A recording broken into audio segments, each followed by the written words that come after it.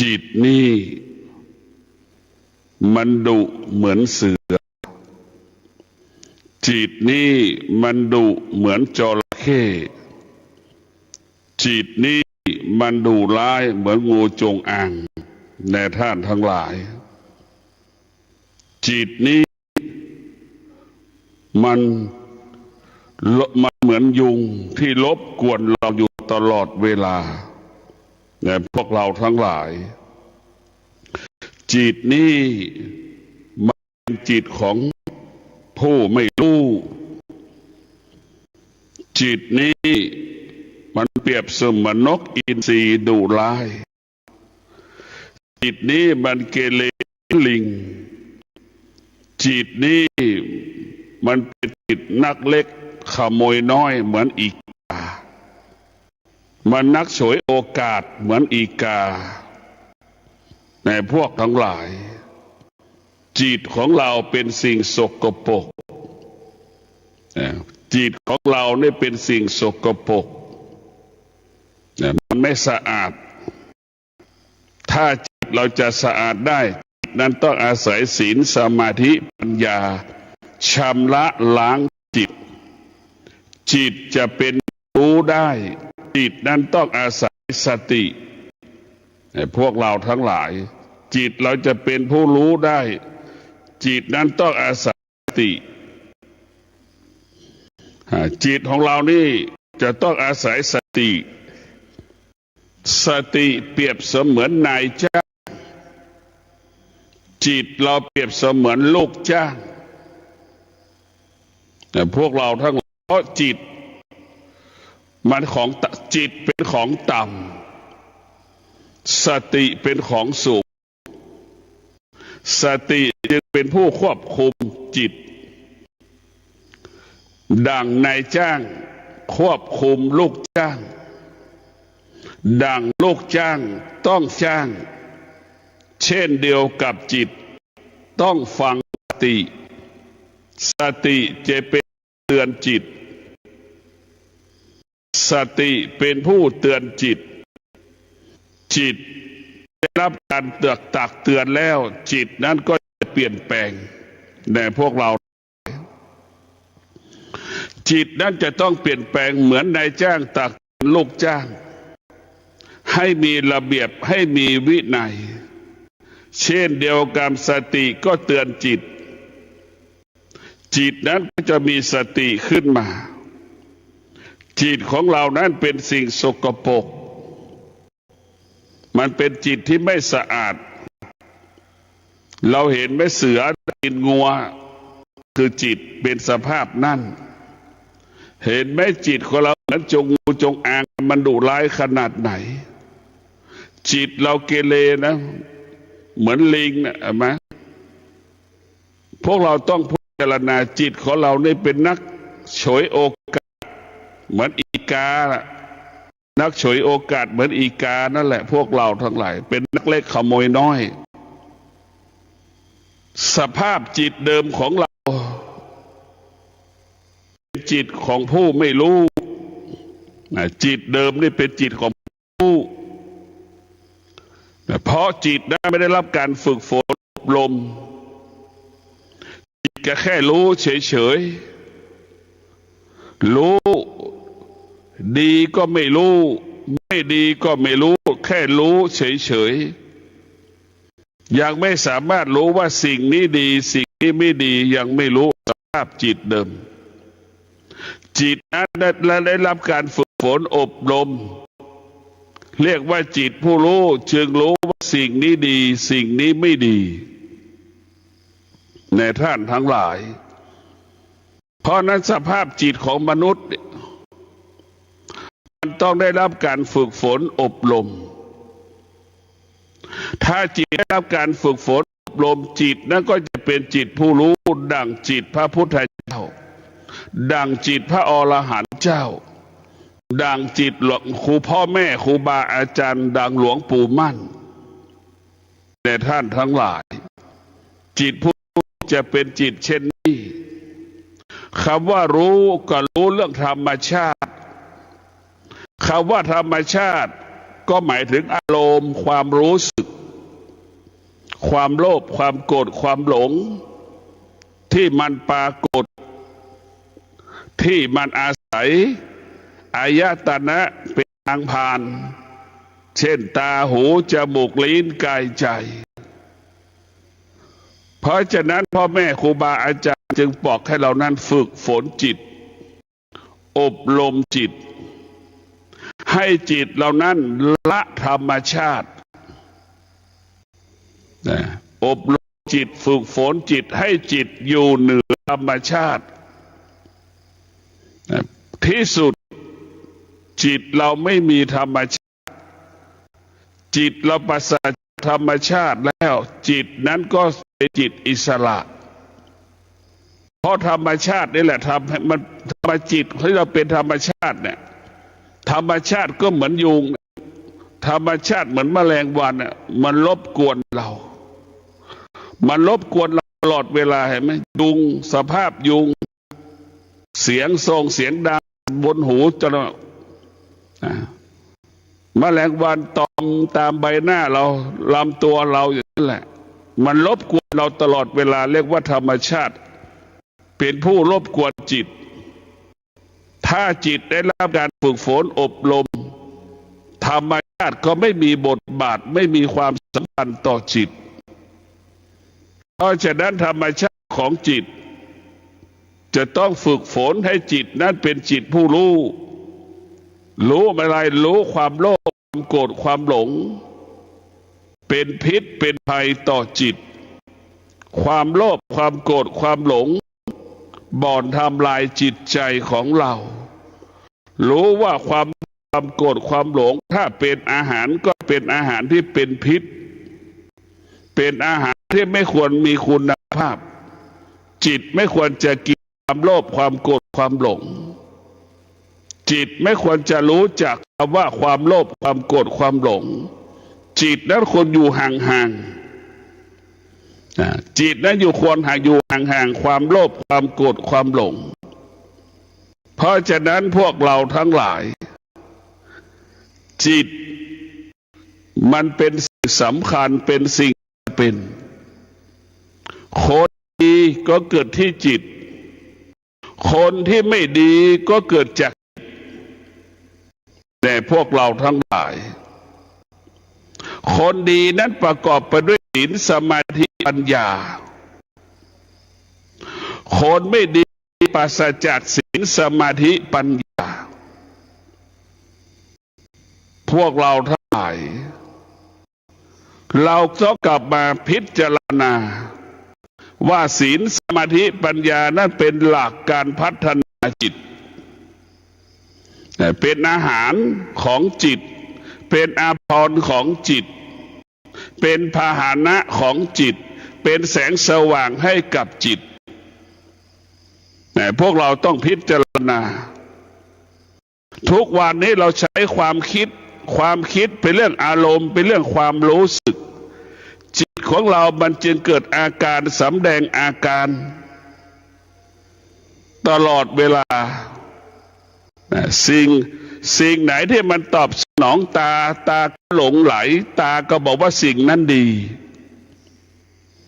นี่แหละพวกเราทั้งหลายจึงทำให้เราเป็นทุกข์สิ่งไหนตอบสนองหูก็บอกว่าสิ่งนั้นดีชายหญิงคุยกันรู้เรื่องก็เพราะหูนี่แหละพวกเราทั้งหลายทุกข์มันอยู่ที่ร่างกายเราหมดเมื่อมีธรรมะภาคปฏิบัติโดยเฉพาะสติจะเป็นผู้ที่ฝึกฝนจิตสติเป็นผู้ฝึกฝนจิตให้จิตรู้และก็ละที่รู้ให้จิตรู้แล้วก็อยู่เหนือสิ่งที่จิตรู้ให้จิตรู้จิตไม่ตามรู้คำว่าเหนือรู้ละสิ่งที่รู้ไม่ตามรู้ก็คือไม่ตามเวทนาไม่ตามใจของอุปทานเราจะอยู่เหนือเวทนาเราจะอยู่เหนืออุปทานเราจะอยู่เหนือขันธ์ทั้งห้า เราจะอยู่เหนืออนิจจังทุกขังอนัตตาเมื่อเราฝึกจิตแล้วเราก็รู้ว่าร่างกายของเรานี่มันเสื่อมทุกวันเพราะมันเป็นอนิจจังทุกขังอนัตตาพอเรารู้ว่าร่างกายของเราเป็นธรรมชาติมันแปรสภาพอยู่ตลอดเวลาเมื่อเรารู้แล้วว่าร่างกายของเราเป็นสิ่งที่ไม่ทนเป็นสิ่งที่ทนยากเมื่อเรารู้แล้วว่าสิ่งที่เรารู้มันคงสภาพเดิมไม่ได้รู้แล้วว่าสิ่งที่เรารู้มันเป็นสิ่งที่เปลี่ยนแปลงและแปรสภาพตลอดเวลาได้แก่อารมณ์ความรู้สึกดังเช่นความสุขก็ดีเกิดขึ้นแล้วก็เปลี่ยนแปลงความทุกข์ที่เกิดขึ้นแล้วก็เปลี่ยนแปลงและแปรสภาพไปเป็นสิ่งต่างๆพวกเราต้องพิจารณา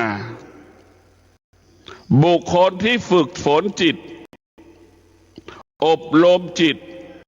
ตบุคคลนั้นก็จะมั่นคงเรียกว่ามั่นคงต่อการรับรู้ของจิตเมื่อจิตได้รับการฝึกฝนอบรมจิตนั้นจะไม่ตอบสนองสิ่งที่จิตมันรู้เมื่อจิตรับรู้จิตจะมีสติและมีความอดทนควบคุมไม่ให้จิตนั้นไปยึดติดเพราะฉะนั้นเมื่อจิตการฝึกฝนจิตจะอยู่เหนือสิ่งที่เรารู้ทุกเรื่องเพราะฉะนั้นสติเปรียบเสมือนพระพุทธเจ้าจิตเปรียบเสมือนพระอรหันต์เจ้าในพวกเราทั้งหลายพระอรหันต์ชาวกษัตริย์ก็ดีลูกชาวบ้านก็ดีลูกชาวนาก็ดีลูกกษัตริย์หลานกษัตริย์ก็ดีเปรียบเสมือนจิตสติเปรียบเสมือนพระพุทธเจ้าเราจะได้เป็นพุทธเจ้าเพราะสติจิตต้องอาศัยสติ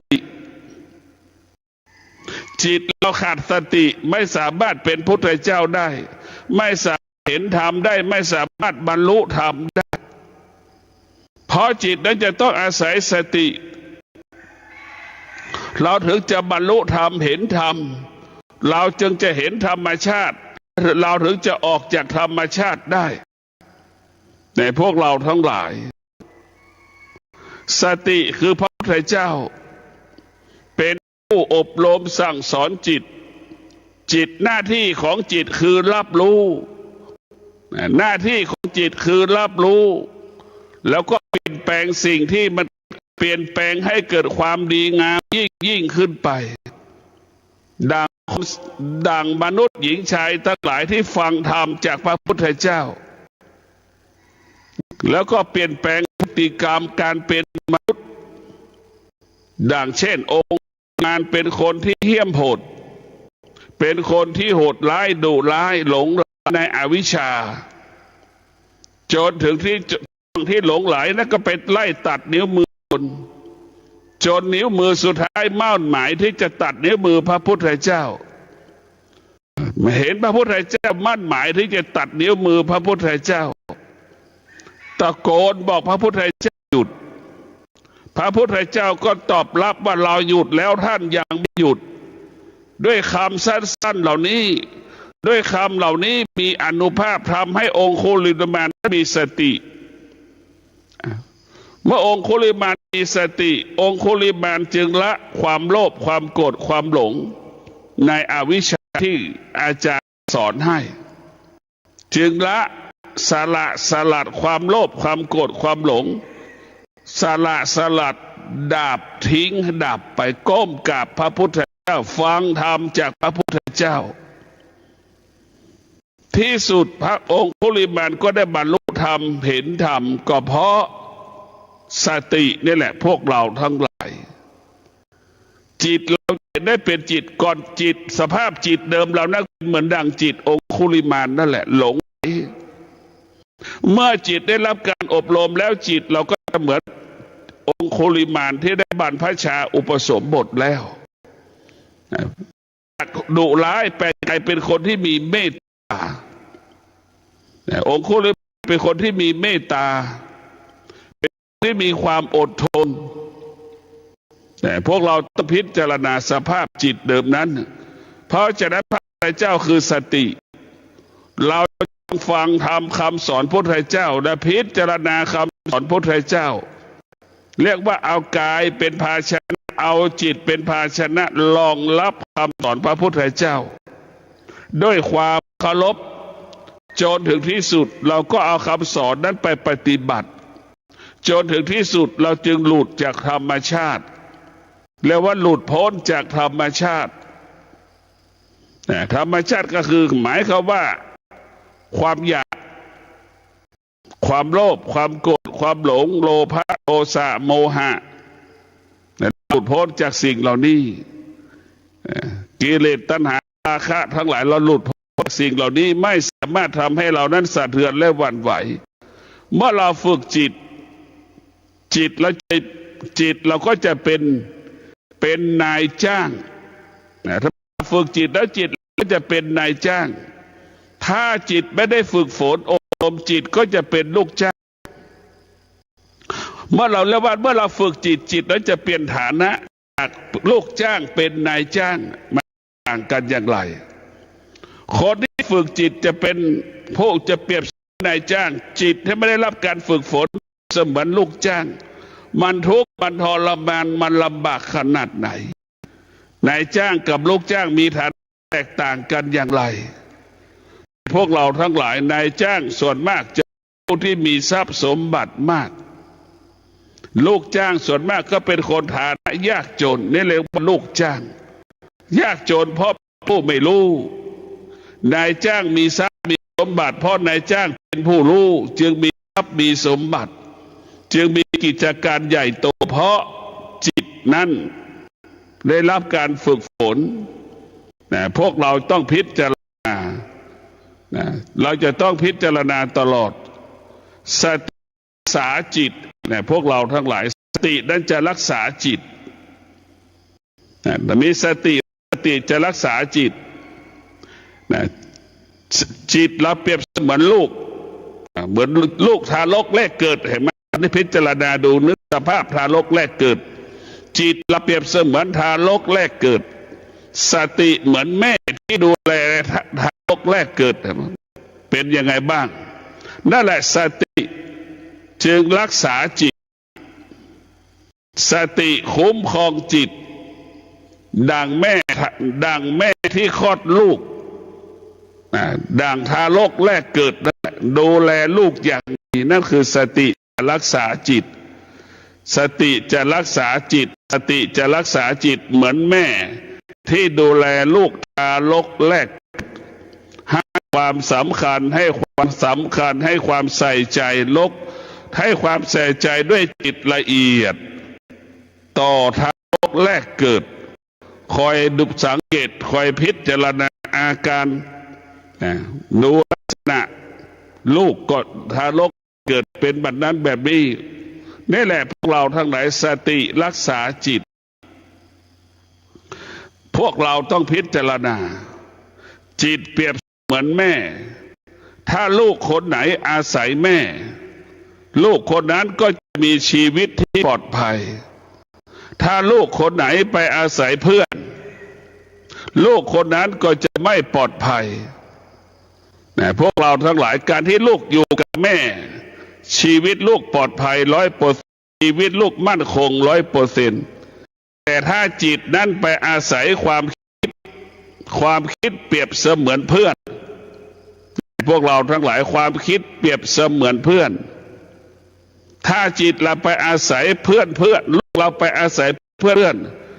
ลูกนั้นมีความเสี่ยงที่เพื่อนจะหลอกลูกเราไปทางเสียหายเหมือนดังเพื่อนหลอกเพื่อนไปค้ายาบ้าเพื่อนของเพื่อนไปขับรถขนยาบ้าอ้างว่าไปให้หน่อยของไปส่งนั่นไปส่งตรงนี้เนี่ยเอากะหล่ำไปส่งตรงนั้นเอาผักกาดไปส่งตรงนี้เอาแครอทไปส่งตรงนั้นเอามะเขือไปตรงนี้แต่ในรถเหล่านั้นมียาบ้านี่แหละลูก ไปอาศัยเพื่อนชีวิตของลูกนั้นไม่มั่นคงไม่ปลอดภัยไม่ยั่งยืนแต่ถ้าลูกอาศัยพ่อแม่ชีวิตลูกนั้นจะมั่นคงปลอดภัยเราทั้งหลายการที่เราอาศัยสติชีวิตมั่นคงชีวิตเราจะปลอดภัยการที่เราไปอาศัยเพื่อนเหมือนเราไปอาศัยความคิดนั่นแหละเปรียบเสมือนความคิดเราไปอาศัยความคิดความเสี่ยงที่เราจะลำบากตกทุกข์ได้ยากประสบปัญหามีโอกาสความเสี่ยงสูงนะพวกเราทั้งหลายเหมือนเพื่อนหลอกเพื่อนให้ไปส่งหน่อยขี่มอเตอร์ไซค์ไปซื้อของที่นั่นไปซื้อของที่นี่แต่หารู้ไหมว่าเพื่อนเอายาบ้าไปส่งไปขายยาบ้าเอายาบ้าไปส่งให้กับคนที่สั่งซื้ออย่างเงี้ยโจรถึงที่สุดก็ถูกตำรวจจับได้นี่แหละพวกเราทั้งหลายจิตนี่ต้องอาศัยสติจิตนั้นถึงจะมั่นคงจิตที่อาศัยสติแล้วนั้นจะงอกงามจิตนั้นจะเป็นจิตที่รู้ความจริงความเป็นจริง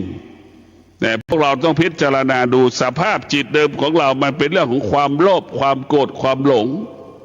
ทั้งหมดนั่นคือสภาพจิตเดิม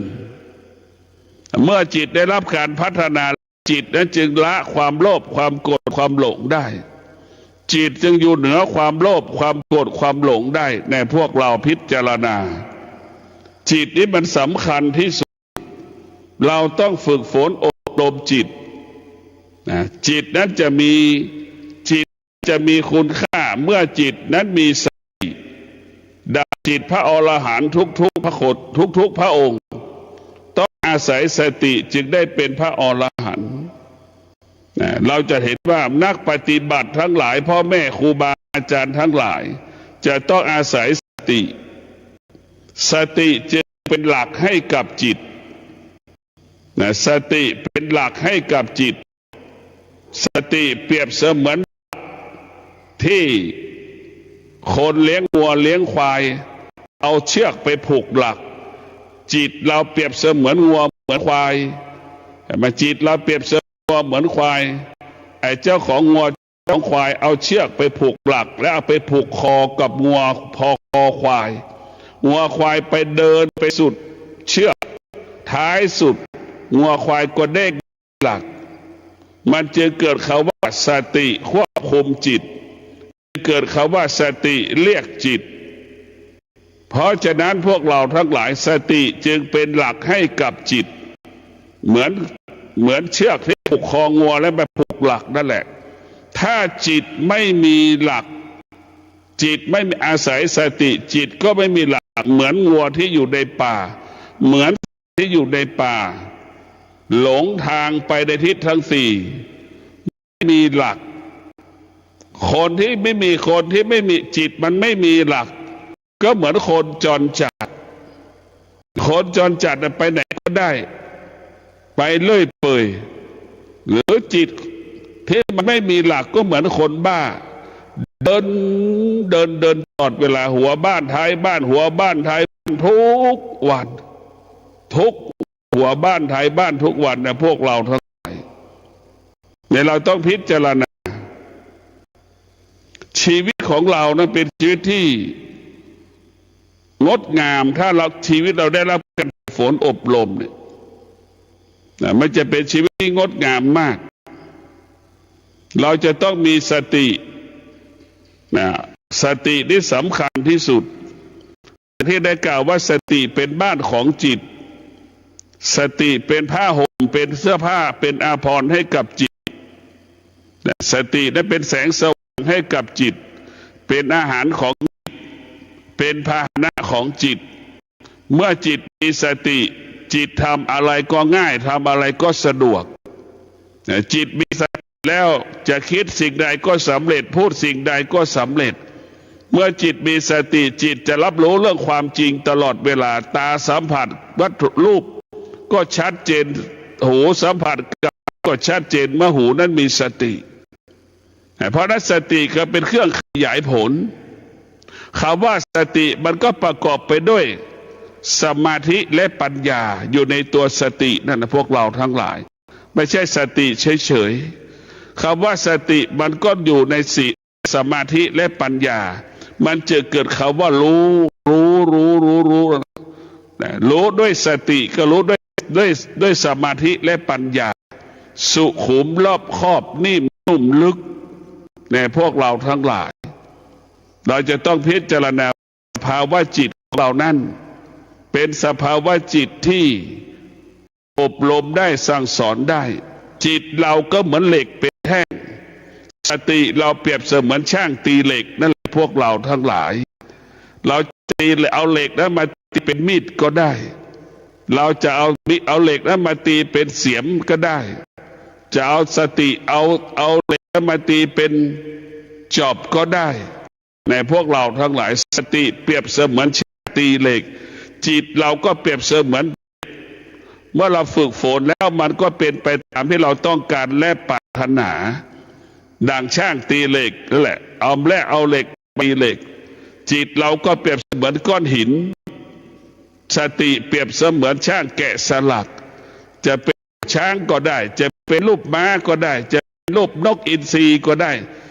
นั่นแหละพวกเราทั้งหลายสติสำคัญที่สุดช่างแกะสลักจิตนั่นแต่พวกเราทั้งหลายจะงบได้ต้องอาศัยสติสงบได้ต้องอาศัยสติสตินั้นมีบทบาทต่อการมีชีวิตอยู่ในการดำเนินชีวิตถึงแม้เราไม่ได้ปฏิบัติธรรมเราจะเป็นต้องเอาสติไปกำกับกำหนดควบคุมการดำเนินชีวิตของเราการดำเนินชีวิตของเราต้องมีสติเราจะเห็นได้ว่าเขากระโดงบุคคลไหนที่ขาดสติเราก็พิจารณาที่เป็นปัญหาของสังคมไทยอยู่เวลานี้คือเขากระโดงมันเป็นปัญหาอยู่คนไหนมีสติก็จะรู้เรื่องความจริงคนไหนขาดสติก็ไม่รู้เรื่องความจริงคนไหนที่มีสติก็อยู่กับความเป็นจริงคนไหนขาดสติก็อยู่กับความไม่จริงจึงรู้แล้วว่าที่สุดคนที่อยู่ในเขากระโดงนั้นจะประสบจะอยู่ได้หรือไม่ได้ก็ต้องใช้เวลาพิสูจน์เพราะฉะนั้นธรรมะไปให้คำตอบกับชีวิตธรรมะเป็นผู้ให้คำตอบกับชีวิตธรรมะคือว่า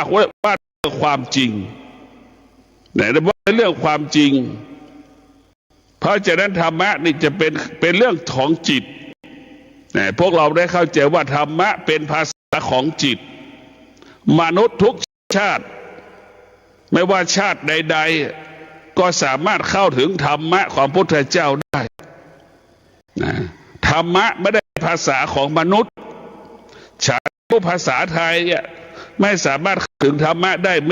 ม่จริงฉันไม่รู้จากภาษาอินเดียและฉันจะไม่สามารถเข้าถึงธรรมะได้ไม่จริงธรรมะมันอยู่ที่กายกับจิตธรรมะมันอยู่ที่กายกับจิต